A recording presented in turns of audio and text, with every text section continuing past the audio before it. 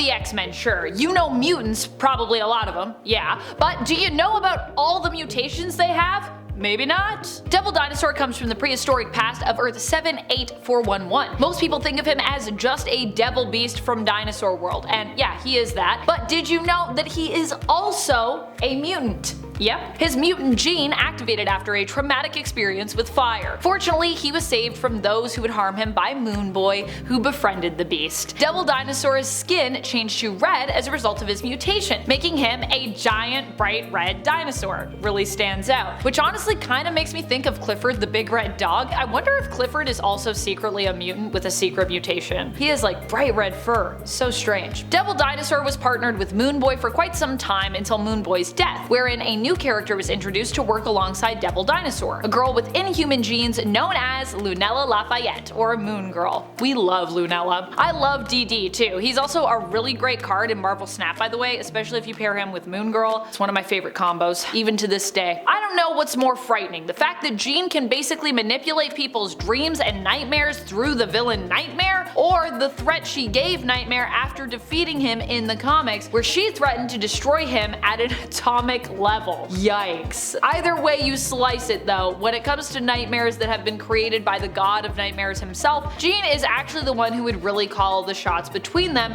when they're pitted against one another. I know you'd think Nightmare would come out on top here, but Jean is just that powerful. She could not only use him to take control of others' dreams the world over, but of course could also just take control of those dreams from Nightmare himself, and even match him, or really even beat him in his own realm, which is pretty wild. Chamber is a weird character, but also a beloved character. Like many weirdos that I love to talk about, Chamber is of course also a mutant. His name is Jonathan Starsmore, and while he may actually have the potential to be considered Omega level, that doesn't make his powers any less weird, thank goodness. His power relates to the fact that he's actually made of pure psionic energy. Now while many people know that Jono is psionic, because you know he's always talking telepathically, I don't think many folks actually think about like why his powers manifesting caused him to lose his jaw. I mean, I'm sure the hardcore Jono fans know all about this, but for those of you that are a casual Chamber fan, I'm gonna get into it. When his powers first manifested, they blew a massive hole in his chest and his face. While many people would be immensely harmed or even killed by such an occurrence, Chamber was not. As a result, Jono no longer needs to breathe, eat, or drink, and his blood does not even course through his veins. It doesn't need to do that to keep him alive. Yeah, as such he is typically seen with a scarf or some other clothing covering the lower half of his face, and he communicates telepathically, as you know, he can no longer talk since he has no jaw. Also, he's made of psionic energy, so he's a very powerful psionic mutant. By far one of the strangest, yet kinda in a weird way most OP characters of all time from Marvel has to be Doop. Okay, so he's at the very least the most strange. And now we have his evil counterpart, Pood in Excellent, who might somehow be weirder. Oh boy. Doop is pretty powerful because he has some fourth wall shattering level of awareness, and he's able to actually move between panels in comics, existing not just within the panels of the page, but also moving into the borders and margins as well, able to exist outside of the panels that we're used to reading, which I think is pretty wild. I mean, not many other characters can do that, never mind mutants. Granted, we don't really know what Doop is, or you know, if he's really a mutant, but he definitely hangs out with the X-Men a lot, and I feel like he's so weird, I just would believe he is a mutant in some way in his origin. Though at this point in time, there's no definitive origin for the character yet, just to be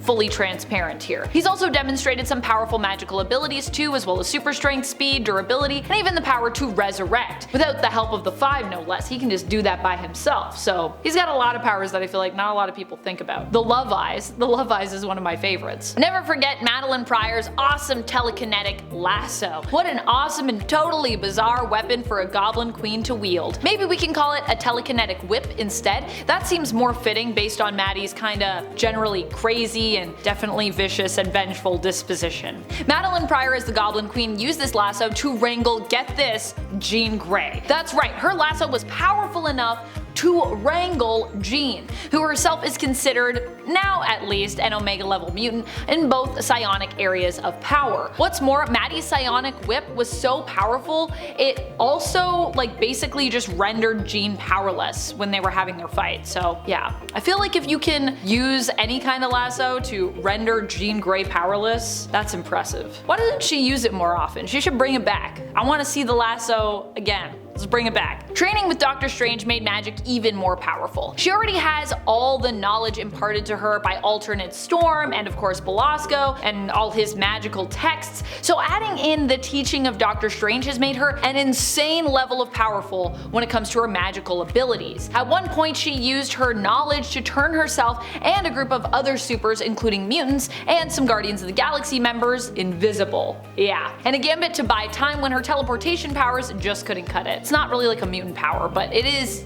a power that a mutant has. So, see what I did there? There's something about people being in near-death experiences that seemingly allow them to evolve in some way and survive. Masque is another one of the mutants that has experienced that. Masque was inherently more of a villain in the comics and also a Morlock. However, being a Morlock wasn't what made him evil. What made him evil was kind of his outlook on life. His mutant powers allowed him to alter the appearance of others, basically turning him into one of the world's most powerful plastic surgeons of all time. But at the same time, Masque was considered himself to be hideous, hence why he hid in the underground tunnels of New York with the Morlocks and, was a Morlock, because that's kind of their whole thing. And his powers did not work on his own physical appearance, tragically. That is until he was nearly killed by Shatterstar. Now, to survive, he had to actually move his organs around, so this gave him the power to manipulate his appearance. He leveled up. He gained what we would call a secondary mutation. For a while, he also used his powers to appear as Marilyn Monroe while leading the Morlocks. Although now Masque has seemingly gotten over his obsession with beauty and usually chooses to just appear as he is. Either that or people forgot that this power existed, but I'm gonna go with the route of,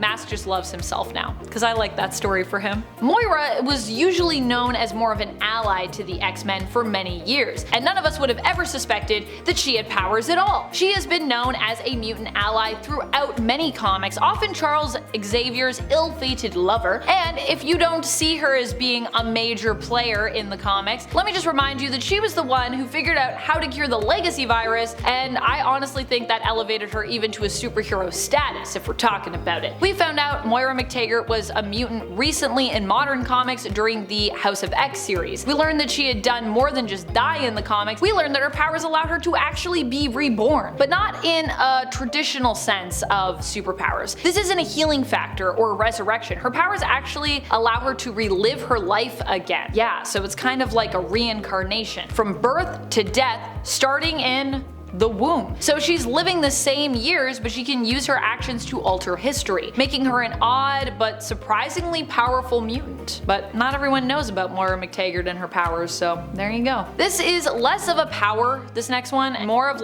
just a really interesting fact about a power, but I didn't know this myself initially and I was surprised by it somewhat, so I figured I would just share it with you and count it as a point on this list. Now we all know that Jean is one of the preferred hosts, if not I would say the preferred host for the Phoenix Force, but did you know that the all-powerful cosmic entity was actually holding Jean back? Yeah, apparently that's right. Jean has stated before that she actually became aware after the Phoenix Force left her that it was actually causing her to hold back her abilities for fear of the Phoenix taking a hold of her and possessing her. So while many like to say that Jean has only ever been extremely powerful when she's merged with the Phoenix, like that's Jean at her most powerful, it turns out that it's probably just the opposite, because she literally fought to hold herself back, which honestly to me makes some sense. Saying Jean isn't actually powerful and that it's like all the Phoenix has always just felt like kind of a cop-out to me, considering that it's her own power and empathy that the Phoenix was seemingly attracted to in the first place. Like that's why she's the ideal host, so to me that makes sense. But that also means some crazy stuff. That means like Jean could destroy maybe the multiverse herself, you know what I mean? Because Phoenix can destroy planets, so. I always forget about Kid Omega's secondary mutation because it very rarely comes up in the comics, and I feel like it's also therefore a power that a lot of people are gonna forget. Now I usually probably forget about it because Quentin Quire no longer really finds it interesting. At least,